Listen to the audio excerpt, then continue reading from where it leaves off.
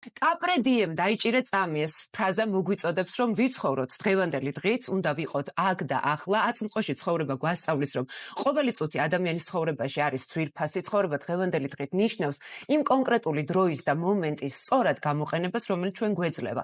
აწმყოთი ცხოვრების პრაქტიკა ამცირებს სტრესს და შფოთს, რადგან მომენტით ცხოვრების დროს ადამიანები დადებით ემოციებს უფრო მეტად განიცდიან, რაც მენტალური ჯანმრთელობის გაუმჯობესებას უწყობს ხელს, რაც რა თქმა უნდა გამოიხატება დეპრესიულ შემცირებაში. რატომ უნდა დავაფასოთ ყოველი წუთი? ჩვენი სტუმარი ნინო კანდელაკი, ფსიქოლოგი გვეტყვის და გაგვიზიარებს. მას განსაკუთრებულად ველოდით დღეს და დიდი მადლობა რომ ხართ შუადღის გადაცემის ეთერის სტუმარი. მით უმეტეს თემა არის ერთმნიშვნელოვნად ძალიან საინტერესო და ჩვენ ხშირად ადამიანებს მოგონებები თუ მოლოდინები გარკვეული დროის ჩიხში, ხაფანგშიც კი აღმოგვაჩენს ხოლმე და აი ამ წარსულზე დაარსა თუ მომავალზე ფიქრში მივდივართ მდგომარეობამდე, როდესაც გარკვეულწილად გვავიწყდება კიდე ცხოვრება აწმყო დროში. ქალბატონ დინო, მოდით დავიწყოთ თავდაპირველად იმით, რა მნიშვნელობა აქვს დავეუფლოთ, ვეზიაროთ აქ და ახლა ცხოვრების ხელოვნებას. აი ამით დავიწყოთ თავდაპირველად. კი ბატონო, ფსიქოლოგიაში ეს ერთ-ერთი ცენტრალური თემაა. მე ფსიქოთერაპევტი ვარ და ამასთან ყოველდღე მიწევს შეხება, რომ ამას ვასწავლით ჩვენ ადამიანებს. მინდა დავიწყო ჯონ ლენონის სიტყვებით, რომელიც ზუსტად ამ თემაზეა და ძალიან საინტერესო სიტყვებია. არის ესეთი ცხოვრებაო არის ის, რაც გვემართება ეხლაო და ჩვენ ეხლა სულ სხვა გეგმებს ვაწყობთო. ძალიან კარგი სიტყვებია, ანუ უბრალოდ უნდა მიიღო ის, რაც გემართება ამ წუთას, დატკბე ამითი და იყო იქ, სადაც ხარ და ეს მომენტი, სადაც ვართ ჩვენ, ეს არის ერთადერთი რამ, რისი მართვაც ჩვენ შეგვიძლია. და საერთოდ ხშირად გვეკითხებიან ამას, რომ აი რა მოხდა ეხლა სულ იმ წუთას და იქ რო არ ვიყო, აი ხანდახან მედიტაციას ვაკეთებ, დავდივარ იოგაზე, ხანდახან თქვათ იქ რაღაცა მასაჟზე დავდივარ და იქაც ვცდილობ, რომ აი მომენტში ვიყო, სულ მედიტაციაში ხო ვერ ვიქნებ. ხო, ეს ძალიან კარგია, რომ ესეთ რაღაცებზე დადიან, რა თქმა უნდა, მაგრამ არის ესეთი აი გამონათქვამი, ცხოვრება როგორც მედიტაცია. ანუ რას ნიშნავს? ყოველთვის იმ მომენტში ხარ, სადაც ხარ და იღებ იმას, რაც ხდება და ეს რაც ხდება, შენთვის ყოველთვის სრულყოფილია, ყოველთვის მისაღებია. აი მე ვადარებ ხოლმე, მე ძალიან მეხმარება ეს მეტაფორა, ვადარებ ხოლმე ამოცანის ამოხსნას.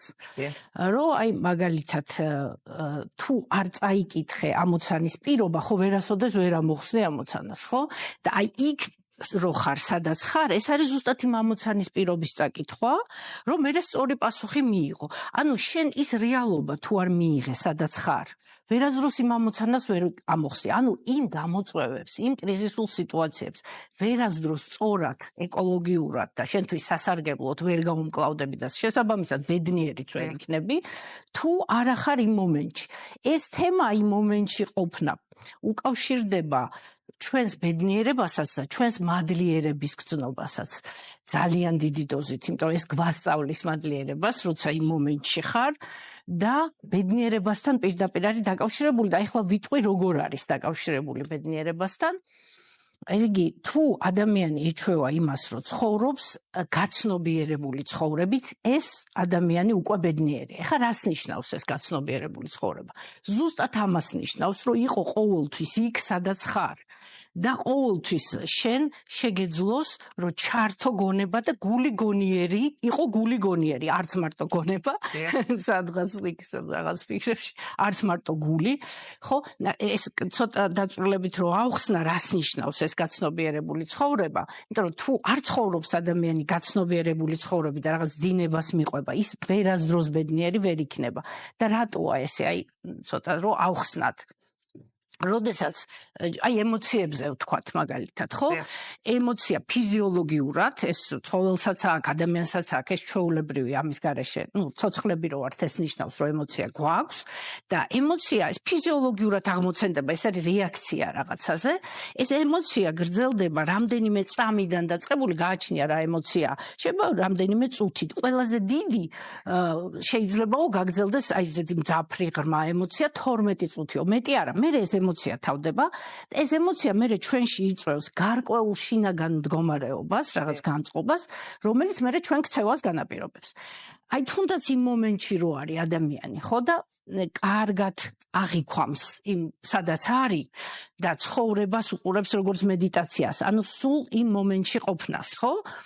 ამ დროს იმან იცის, რომ ეს ემოცია გაივლის და მე ველოდები იმ მომენტს, რომ როდესაც ეს ემოცია გაივლის, მე შემიძლია ჩავრთო გონება და უკვე მართო ემოცია, უკვე გული გონიერი შემოდის. ნახეთ, ზოგს ემოციის მართვაც გონია ემოციის დათრგუნვა. არავითარ შემთხვევაში ხშირად ერევათ ხოლმე ეს ერთმანეთში, რომ არასასურველ ლაპარაკი რა თქმა უნდა არასასურველ ემოციებზე. თუ სასურველია, რატო დათრგუნავ, ხო? როცა მოდის და ადამიანი გრძნობს, რომ მოვიდა არასასურველი ემოცია, რატომღაც ბევრს გონია, რომ უნდა დათრგუნოს ეს ემოცია. არავითარ შემთხვევაში ემოციის მართვა ზუსტად ამას ნიშნავს, რომ ჩვენ ვართ იქ იმ მომენტში, ეხლა მე ვაცნობიერებ, რომ აი ეს დამემართავ, თქვათ მე გაუბრაზდი სიტყვაზე, მაგრამ ვიცი, რომ ფიზიოლოგიურ დონეზე ამას რაღაც დრო დაჭირდება და ეს გადაივლის და უკვე მე უნდა ეს მივახმარო ამას გონება, გულში ჩავიყვანო გონება, იქ უნდა ვიყო იმ წუთას, სადაც ვარ, არ უნდა წავიდე სადღაც, ხო? არ უნდა მოვწყდე იმ რეალობას და უკვე შევქმნა ჩემთვის სასურველი ემოცია და ვმართო. ანუ ეს მომენტი ჩვენ სადაც ვართ, არის ერთადერთი რამ, რისი მართვა ჩვენ შეგვიძლია. და ეხლა მაგალითად ვიღაცა იტყვის, რომ ერთადერთი მონაკვეთი, სადაც რეალურად ვარსებთ, ხო? და აქ ხარ, შენ რისიკე გაკეთებად შეგიძლია და ნახეთ, ბევრი იტყვის, რომ რა მოხდა ეხლა მე ვთქვათ, სულ ვშფოთავ მომავალზე, ამითი ვიცავ თავს, რომ რაღაცა შეცდომა არ დაუშვა, მახსენდება ის რაღაცა ცუდები, რომ ვიღაცა ცუდად მომექცა და ამითიც თავს ვიცავ, რომ აღარ გავიმეო რაღაცა და ამას რეჟიმში რა მოხდა? ხო ვცხოვრობ, ხო მაგ ყველაფერი. თურმე ცხოვრობ, მაგრამ ცხოვრობ დაძაბული და ვერ ხარ ბედნიერი და ნახეთ ნამდვილი ჯანსაღი ცხოვრება არის როცა თამაშობ ცხოვრებით, როცა ხარ მხიარული, ამას სუბუქად აკეთებ ძალიან და საერთოდ ყველა დიდი ფილოსოფოსი ამბობს, რომ ნუ გაასერიოზულებთ ცხოვრებასო, ითამაშეთ ცხოვრებითო და აი ეს თამაშის ელემენტიც, ნახეთ პირველი მაგალითი რა მოყავთ ხოლმე, ბავშვი მოყავთ, რომელიც თამაშობს, იმის მაგალითად რას ნიშნავს იყო იქ და იმჟამად, სადაც ხარ. ბავშვის მაგალითი მოყავთ, რომელიც თამაშობს. ბავშვი როცა თამაშობს, მთლიანად არის იმ მომენტში. ძალიან კაი, როცა ცეკვავს კიდე ამ ადამიანი, ესეც ეხმარება იმ მომენტში რომ იყოს, ხო? და აი ეს როცა ბავშვი თამაშობს, ხო მთლიანად იქ არის და მთლიან სიამოვნებას იღებს და ბოლომდეა ჩართული. აი ესე გვირჩევენ. სხვა შერს ახლა ვფიქრობთ, მაშინ როდესაც ადამიანები ძალიან დიდ დროს უთმობთ ხოლმე წარსულზე ფიქრს, მომენტალურად გვეუფლება ხოლმე დანაშაულის შეგრძნება, სევდა, წყენა, მიუტევებლობა, აი აწმყოზე ფიქრის პროცესში მუდმივად თანგwsდევს ხოლმე ეს მოუსვენრობა, შფოთი, ნერვიულობა და ერთადერთი დრო და მომენტი, სადაც მართლაც შეგვიძლია რომ ვიყოთ შედარებით მშვიდად არის აქ და ახლა. თუმცა სწორედ აი ამ უკანასკნელის მიმართ ადამიანებს აქვთ ხოლმე ძალიან ესეთი ნიჰილისტური დამოკიდებულება და საინტერესოა აი რა მდგომარეობაა ეს და საიდან მოდის ხოლმე ქალბატონი? ეხლა მან აუცილებლად უნდა ვთქვა, ზუსტად მაგის თქმა მინდოდა ეხლა დამასწარით უბრალოდ რომ თუნდაც ის რომ იყო ხარისხიანად ამ მომენტში აუცილებლად უნდა მოგვარებული კონდეს ეს ბავშვობის ტრამვები, რომელიც ყოველ წუთას რაღაც შესაბამის სიტუაციაში არ გაიღვიძოს, ვთქვათ იმ შენმა შინაგანმა შეშინებულმა ბავშვმა თუ დადგუნულმა თუ შეურაცხყოფილმა, ანუ მჩრდილი უნდა გავიცნოთ ჩვენი, მოვაგვაროთ ეს ჩვენი, აუცილებლად ვიმუშაოთ ამაზე, რომ ზუსტად ამან აქ ყოფნაში არ შეგვიშალოს ხელი, როცა აქ ხარისხიანად მინდა მე ვიყო. ანუ ამ ჩრდილს უნდა შევხვდეთ ჩვენსას, აუცილებლად ეს გავაცნობიეროთ და ამისთვის შეიქმნა ფსიქოთერაპია. საერთოდ ამისთვის შეიქმნა, რომ ეს აღარ გვაწუხებდეს, ეს ტვირთი არ ვზიდოთ, არ ვათრიოთ მთელი ცხოვრება და გავთავისუფლდეთ და ასევე უნდა ვთქვათ ორი სიტყვა მომავალზე. ეს აქ ყოფნა, ეს იმას არ ნიშნავს, რომ საერთოდ არ ვფიქრობთ მომავალზე და საერთოდ არ გვაინტერესებს რა მოხდება. ხო, არა, ეს პირიქით. არა, რა თქმა უნდა არ გამოვა და ამ კიდე რისი თქმა მინდა მომავალზე ვიტყვი, მაგრამ აი რო არ დამავიწყდეს თუ არ ახარ მოდუნებული, ვერ იქნები აქ დამჟამად და თუ ადამიანი არის დაძაბული, ეს უკვე ნიშნავს, რომ მექანიკურად უკვე ნიშნავს, რომ მისი ცხოვრების ხარისხი უკვე ძალიან დაბალია და შენ თუ შეგიძლია რომ იყო აქ, უკვე მოდუნებად შეგიძლია და თუ შენ მოდუნდი, შენ თავთან კონტაქტში ხარ, უკვე შენი ცხოვრების ხარისხი ძალიან მაღალია. იმიტომ რომ შენ შეგიძლია უკვე შენ ნამდვილ მეს დაეკონტაქტო, შეიგრძნო, გაიაზრო, ეს ერთად იყოს, იგრძნო, ხო? ესეც რო არ დამოვიწყდეს, ამიტომ თქვი და ეხა მომავალს რაც შეეხება. ნახეთ, აქ მე კი ვარ, მაგრამ ეს არ ნიშნავს, რომ მე ვერ ვხედავ ჩემს მიზნებს მომავალში. ქვეცნობიერს აქვს ესეთი თვისება, რომ თუ მან მკვეთრად არ დაინახა მის პატრონს რა უნდა მომავალში, აი მიზნები და თუ რაღაცა ღრმა დეპრესიაშია ვთქვათ ადამიანი და საერთოდ ვეღარ ხედავს მიზნებს და ცხოვრების აზრისიც დაკარგა და საერთოდ ვეღარც ფიქრობს, ვეღარც გძნობს, რისთვის უნდა გააგრძელოს ცხოვრებას, ხო, საზრისი დაკარგა და მიზნებს საერთოდ მომავალში ვეღარ ხედავს. ხო, რა თქმა უნდა და ამ დროს ქვეცნობიერმა შეიძლება ჩართოს სიკვდილის პროგრამა, იმიტომ რომ ქვეცნობიერი ხედავს, რომ ამ ადამიანს წინ აღარაფერი აღარ აქვს. აღარანაირი გეგმა არ აქვს და ესე იგი აღარ უნდა და ქვეცნობიერი ასკვნის, რომ აღარ უნდა სიცოცხლე და შეიძლება ჩართოს სიკვდილის პროგრამა და ნუ რაღაცა შეემთხოს ადამიანს. ამიტომ ეს არ ნიშნავს აკოფნა, არ ნიშნავს რომ ჩვენ ვერ ხედავთ მომავალს.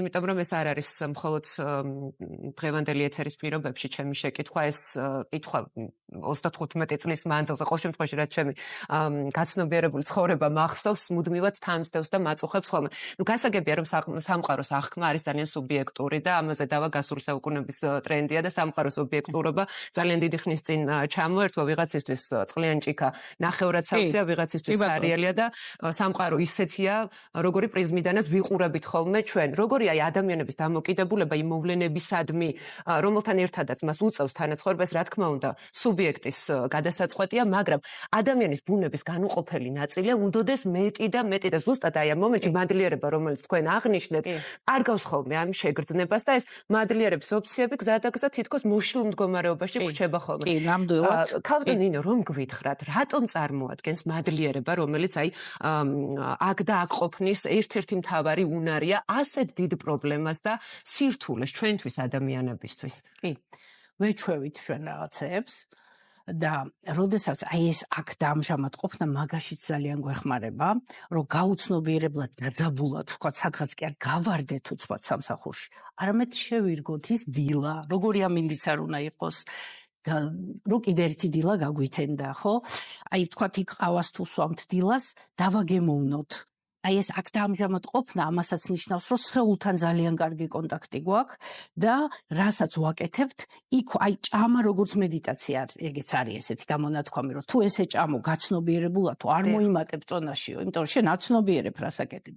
რაღაც მექანიკურად კი არ აკეთებ. თუნდაც აი ჭამის დროს ესეც საინტერესო იქნება ჩვენი მაყურებლებისთვის, რომ ვთქვათ, რომ არავითარ შემთხვევაში ჭამის დროს არ უნდა ჩართოთ საინფორმაციო, სადაც 90% მაინც ნეგატიური ინფორმაცია, როგორც წესი. ხო? შეიძლება მთლიანად ნეგატიური, შეიძლება ძალიან მცირე იყოს პოზიტიური. და ვთქვათ, თუნდაც მარტო ამინდი შეიძლება იყოს ბოლოს პოზიტიური, ხო? ამიტომ და სპორტი, ისიც თუ გავიმარჯვეთ. ხო, ეს თავისთავად. კი, ეს თავისთავად, კი ბატონო, ხო და იმ ჭამის დროს რომ უსმენ ნეგატიური ინფორმაციას, პირდაპირ ჭამი ინფორმაციას და ის ნეგატივი რომ შემოდის, წარმოიდგინეთ. ხო, აი, ამიტომ ამას ყველაზე ვუნები ხოლმე რომ ჭამის დროს მაინც ნუ ჩართავთ საინფორმაციოს, იმიტომ რომ უფრო მეტად გვაზიანებს. ისედაც ამ ნეგატიურ ინფორმაციას რა თქმა უნდა მოვერიდოთ, მაგრამ ნუ ზოგჯერ აინტერესებს ადამიანს, ხო? და აი ნახეთ, აი ეს რაში გვეხმარება, რომ როდესაც აწმყოში ხარ და შენ აი რაც წეღან მოვყევი ამ ემოციას მართავ, გული გონიერი შეგიძლია და ეს ტვინის ეხლა იყო ქალბატონი ცირამშვენივრად ილაპარაკა მარჯვენა და მარცხენა ნახევარსფერო სინქრონულად აქტიურია, ხან ერთი, ხან მეორე და უკვე ადამიანი ჰარმონიულია, შენ სწორ გადაწყვეტილებებს იღებ, შენ ღირსეულად იქცევი და მე მოგწონს შენი თავი.